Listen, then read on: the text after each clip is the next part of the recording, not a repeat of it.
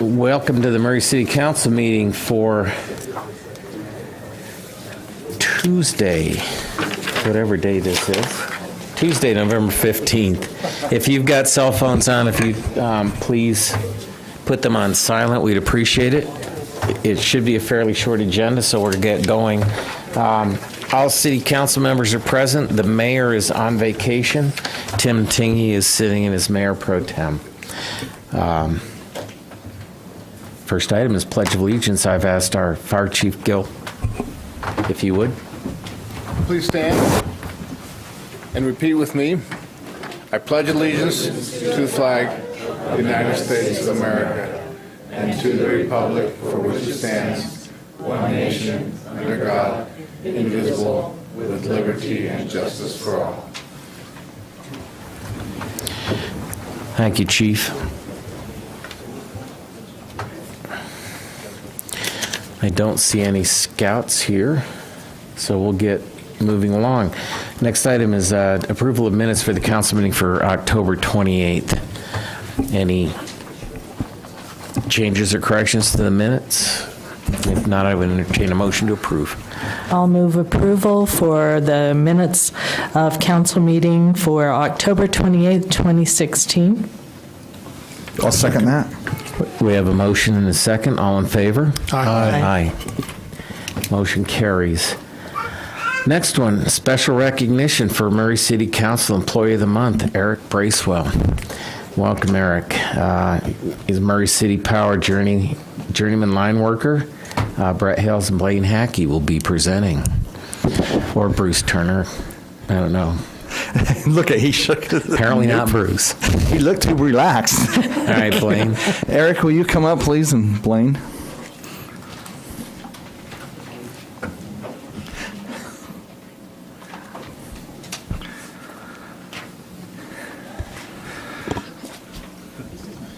Well, Eric, we're grateful for this opportunity that we have to present to you the Employee of the Month.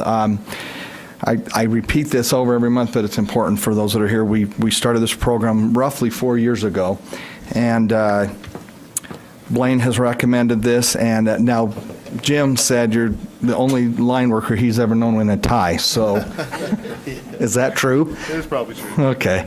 Anyway, it's great. The employees that get these are the ones that are not expecting it, and you can tell. I always kid and say, yeah, you really want it really bad. Of course, you're up here, and we're grateful for you. And so we have a certificate from the council, and then we'll put your name back on this plaque here, and then Blaine will go into more. But we as a council want to show our appreciation to our employees and how much you mean to us. I know you've been here 11 years? A little over 11 years. So we're grateful for that. We also present you a $50 gift card, so that'll go to someone back here, I think.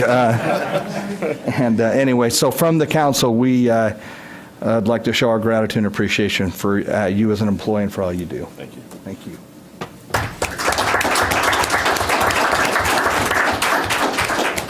Thank you, Brett. Thank you, Council. It's always a nice experience for us to come, at least from the Power Department, about every 8-9 months, to recognize somebody in our department that's gone beyond the call of duty. As you can tell, Eric has a great attitude. He's jovial, and he brings that attitude to work every day. You're right, Brett. He started about 11 years ago as an arborist, and we've had some real good experience in our department with raising, I can't think of the word. Self-promotion. You know, we've had 1, 2, 3, 4, or 5 arborists that have proven their worth in that category. And Rodney was one of them. Rodney, I called you Rodney. Eric was one of them. He showed a lot of interest in bringing his expertise from arborist. He just completed a journeyman lineman certification. It's about 4 years. He was promoted to be an apprentice lineman in 2012. And like I said, it takes about 4 years to do this. First season apprentice 1, apprentice 2, apprentice 3, apprentice 4. And each of those numbers is, of course, a year. In that year, he has schooling, what, once or twice a week? Twice a week. And it's a big sacrifice not only to him, to his family, to do this. It's kind of like having a 4-year degree in college because it takes a lot of time. It takes a lot of practical experience, meaning hands-on, climbing the poles, getting his head into the transformer vaults, those types of things, as well as transformer testing. When they leave the certification, they are a well-rounded lineman, you might say. The scary thing is once they get their certification, this lineman certification is, you can go anywhere you want to in the world, perhaps. It's a very marketable certificate, and we're hoping Eric stays around because we've invested a lot of time and money into him and effort. But he's, when they leave the certification, they are certified in underground and overhead and transformers and metering and customer relations. It's always important for I guess you're the ones that meet the guys when the outages are there. You're just a face behind the lights going out. But Eric always volunteers to come out on overtime. And as part of his apprenticeship program, he's first on the list to come out on overtime because we like to have him experience the minus 20 degrees temperatures and the rain and the hail going down his neck and those types of things. So that by the end of 4 years, he knows he really is a lineman. And he's big enough that doesn't even bother him. But Eric's a great guy. I know his family well. Lau, his son, worked for us for a while. And I've met Junior and his wife and several of the others. They like to come on the parade, be on our trucks on the parade. Eric, we're glad you're with our department. And we're glad that you are a stabilizing influence in our linemen. Our linemen are an interesting group. They are an interesting group. Personalities of their own, but you know what? When the chips are down, our linemen pull through, as evidenced by the experience that Logan City Power had this past week when they had a lineman that had to jump from a flaming bucket truck into another bucket, and his life was saved just locally. And these are the types of things our guys face every day, those types of dangers. And I think we really take it for granted when the lights are on that they are on. And there's a lot of work that goes behind this. When lights go out, Eric's the first phone call, and his wife is the first one that kicks him out of bed to go to work. So Eric, we thank you so much for being as part of our department, and we hope you not only have 11 more years, but you retire from our department because, okay, there it is. There's the commitment. We've got the commitment. Yeah. Eric, we want you to introduce your family and appreciate you being here, and you're great. I think his mother has a presentation for him, too. Yeah. Sorry, probably confused.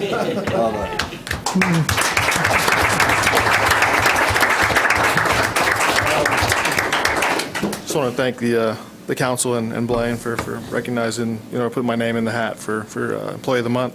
My mom came. Luckily, she just got off her mission. She came back from Hawaii, which wasn't really a mission anyway. It was more of a vacation than an LDS mission. My sister's here, Suli. My oldest, Issa. My youngest son is Junior. Lau's hiding back there. He's my next son. He actually works for our streets department.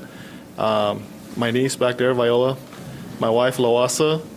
And my daughter, Sina. Where'd Kaylee go? Oh, Lau's wife's outside. She stepped outside. But just real quick, I wanted to say, thank you once again. But also, working for Murray City, it's amazing. It's an amazing city to work for. I worked at a lot of places. I wasn't a city worker my whole life, and nothing against that. But you can usually tell the guys that have been in cities, at least in my line of work, not other lines of work, but you can tell it's just a different mentality with the guys coming in. But Murray City is awesome. It's a great place to work. You'd think we're out 2-3 in the morning in a snowstorm, trying to get people's power back on. With the last storm we had, 2 poles broke, and we're out in the middle of the rain. I think it was really cold that night, and in the middle of the night, you hear somebody coming out, like, excuse me, I'm up on top of the pole soaking wet.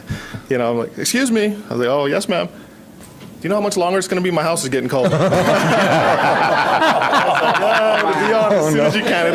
It's really warm up here, but we'll get it on as soon as we can. But I love my job. I love working for Murray City. I love the residents. I love all the employees. I never got a chance to thank the fire department. I don't know if you guys knew. I was in an accident a year and a half ago. Sorry, memory's gone now because of that. But and the fire department was right there. They took care of me. My own workers. And sorry. My eyes sweat a little bit sometimes, but I just want to thank my bosses, Brace, I can't talk, Blaine and Bruce for sticking with me, not giving up on me. The doctors didn't think I'd be able to do this job anymore. Sorry. But it's definitely a job that I love, and I will definitely be here until I retire. Hopefully not too soon, but I appreciate it. Thank you once again, and sorry for the tears. Thank you. Thank you.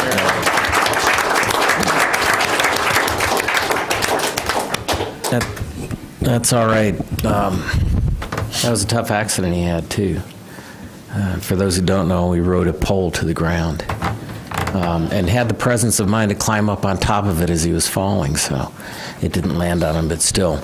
Good to see you back, Eric. The most important thing I see is I see like a BYU shirt back there. Is there? Oh, the family split. We'll edit that from the minutes. No, it's good.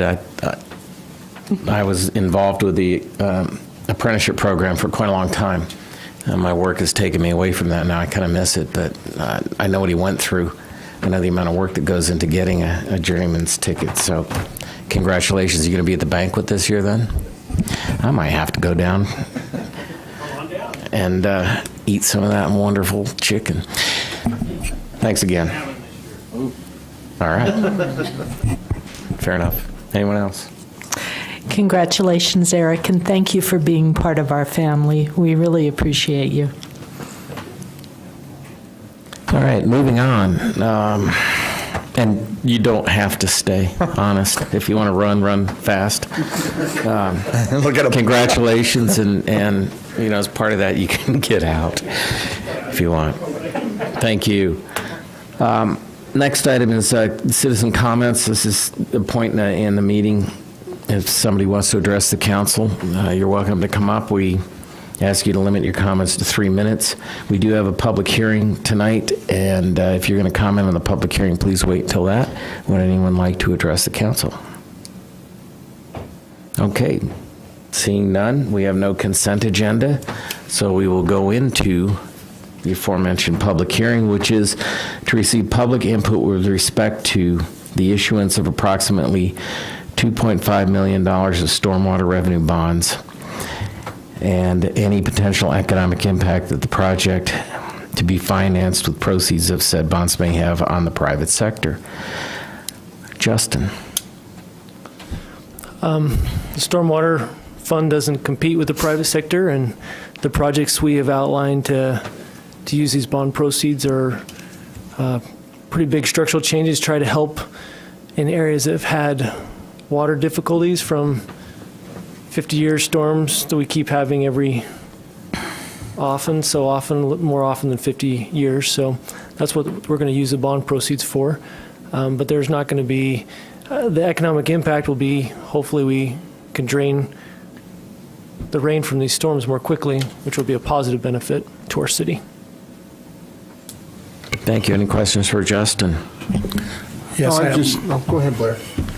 I was just wondering if these funds are earmarked for specific projects at this point. We have 3 projects, and I don't have that paper right in front of me, Doug. I can go get it, though. I can go get it off of my email if you'd like me to. But they are. They're specific projects. Doug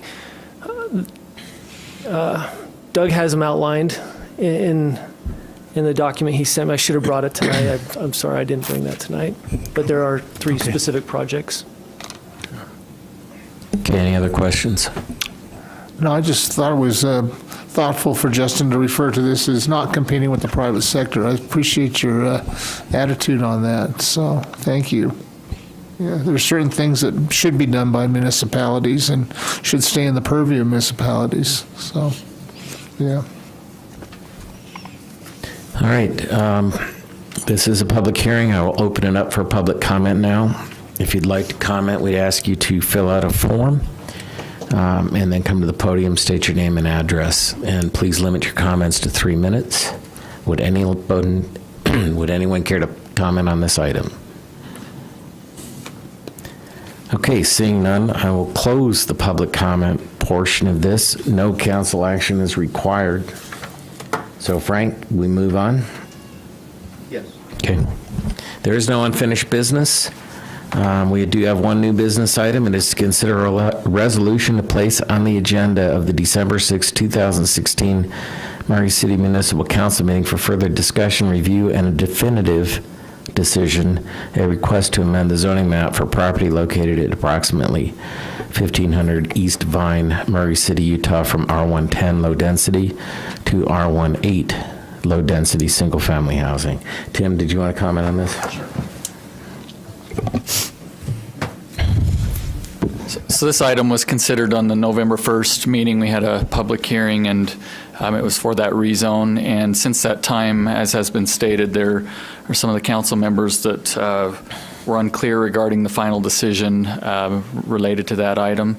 So this is an opportunity, if the council determines that they want to put this on the agenda, this is the opportunity to do so and to review and provide a clear and definitive decision regarding that land use application. A couple of things real quick to note. There's support for that in state code regarding, and it's under the LUDMA code, under state code 10-9A 509.5.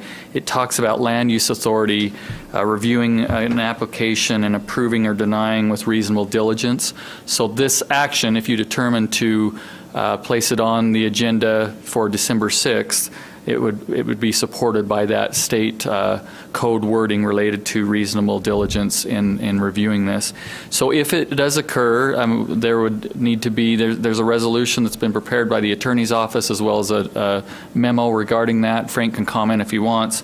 But if that occurs, if you make that decision to move forward on December 6th, we will notice that with a public notice, and then you'll deliberate on that at that meeting at that time. So obviously tonight's not a place to deliberate on it. It's just simply whether you want to place that on the December 6th meeting to provide that review and provide clarification on the decision. Thank you. Any questions for Tim? I have one. Tim, would that be a public hearing again or just old business? It would be a public hearing. Thank you. It would be a public hearing. Frank? Yes, thank you. So if you recall in the meeting, there was a motion, there was no second, and we determined that was then the matter was denied, but it could have been interpreted as a no action on it. You know, these kinds of decisions are so important to all interested parties, the applicant, to the neighbors in the area, and so I think there was a need to provide a more definitive answer as to your decisions. Now, this is not a comment on how you voted or how you will vote. This is an opportunity to review it, to provide further direction, reasons, and comments. That we didn't have the opportunity to do that because there was no second, thus resulting in a discussion. So again, it is not a decision regarding your vote or how you would vote or how you did vote. Rather, this is a further opportunity for a review, for more reasons, so that you can direct the applicant and other interested parties as to your decision and to make it clear as to what that decision is. So that's what this is about, is to put it on the agenda. Let's get it heard, public hearing, public comment, reasons, and a very clear and definitive decision as to what the council wants to do with that. Thanks. Jim, would you, so what are we expected to do tonight? Just to place this on the agenda for December 6th? Yeah, well, we have to adopt a resolution, so it will take a motion in a second. Okay. Any other questions or comments? Okay, yeah. Oh, Go ahead. okay. Just real quick, I just want to make sure that in my discussions that when I made my vote, it was very clear, and I don't want anyone to question that. And I just want to make sure I'm clear, and I've been told and it's been confirmed to me that this is something that is necessary because it died and that there was no second. And that's important for me to be able to tell my constituents or to be able to let them know that this isn't, that it was something that's, what was the word I used with you, Tim, when I talked to you, that it was required to have a second. then not die. No, it's not a matter of requirement. It is a matter more of if you err on the side of clarity. If there's a question about it, I think that we should take the time and the opportunity to make sure we err on the side of caution. That means err on the side of clarity as to what the decision is. That there may be some confusion regarding what the impact of a motion that dies as a result of a no second. But given the importance of the decision, we're going to err on the side of making sure that it's clear. And that's why we're just taking the additional step to make sure that decision, a decision, is clear. So the applicant knows, so that all interested parties know exactly what it is and why we did it. And so we're just being cautious. Okay. Can I add something as well? Also, in addition to what Frank says, with the state code discussion where it talks about approving or denying each application with reasonable diligence, that's what I was talking about. This decision you make tonight, if you decide to move it to December 6th, it's backed by the state code saying that you approve or deny with reasonable diligence in doing that. And so that's part of what our conversation has. The state code references that. So sorry, but I just need to, get it clear to my head. So if I feel like I was clear on it, and that I knew what I was doing, and I felt like, is that something, I mean, I know you're going to say that's up to you, but when I talked to you before, it was kind of easy for me to be able to say, when I had my discussion with Tim, to be able to say that, I'll vote for I didn't tell him that, but in my mind, I thought I'll vote for a resolution to do this if that's something I'm required to do. If it's up in the air and you're going like, well, it's up to you, then I struggle with that a little bit.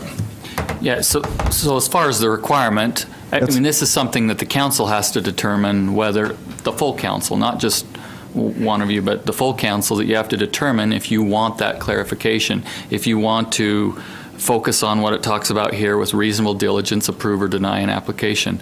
So that's the council's decision. It's you can do that or not, and it's what you'll have to decide upon tonight with resolution. But with citizens that may have concerns or things such as about this item, in state code it talks about that reasonable diligence element, and that's what I was referring to you when we talked, is that reasonable diligence, and that's what the council wants to, or at least has indicated the possibility of wanting clarity on that.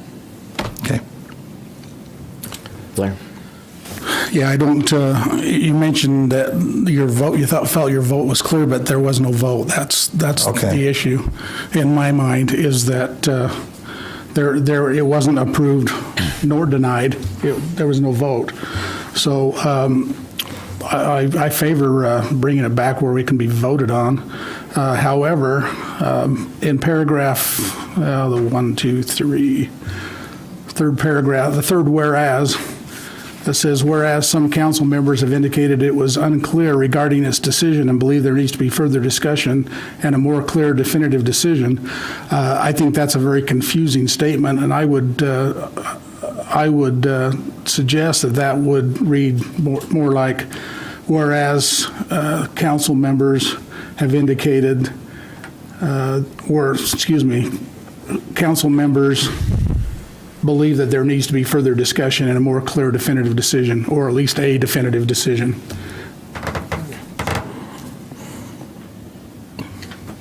Okay, that correction is made. Okay. I would agree on getting it back on the agenda to go forward. Probably conducting the meeting should have gone for a motion. In this case, a motion to approve died from lack of a second, so we probably should have asked for a motion to deny and voted on that. And that would have given us the definitive decision, and then we could have stated our reasons. So anyway, any other comments? If not, I would entertain a motion. I will make the motion to approve the resolution with the changes noted. I'll second. Okay, we have a motion and a second. Jennifer? Ms. Turner? Aye. Mr. Huff? Aye. Mr. Rapunski? No. Mr. Kemp? Aye. Mr. Rouse? Aye. So this will be on the agenda December 6th. There'll be a public hearing, public notice to all the residents that are entitled to that notice. Within 300 feet. Yeah. Report of the mayor? Just hope the mayor's having a great vacation. Yes. We'll get clarification on that to see if he is down the road, so Sounds good. that's all. Any questions for Tim on anything else? If not, we are adjourned. We do have cake for Brett and Jan's birthday. Since you stayed to the end of the meeting, you can have cake. You deserve it. We are adjourned.